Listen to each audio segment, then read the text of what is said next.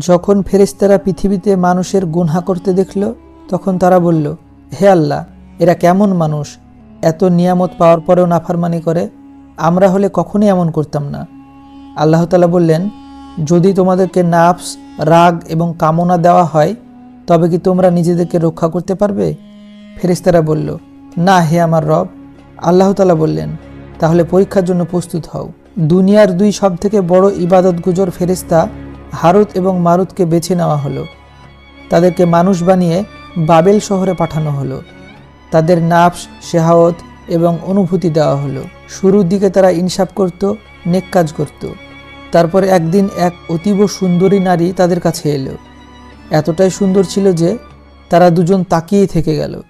নারী বলল, যদি আমাকে পেতে চাও তবে তিনটির একটিকে বেছে নাও। মদ পান করো, আমার স্বামীকে হত্যা করো, অথবা আল্লাহকে অস্বীকার করো। তারা ভাবল সব থেকে ছোট গুনাহ মদ পান করা। তারা মদ পান করল।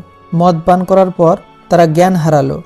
তারপর হত্যা করল, জিনা করল, এমনকি জান্নাতের পথ এবং সেই আসমানি জ্ঞানও বলে দিল।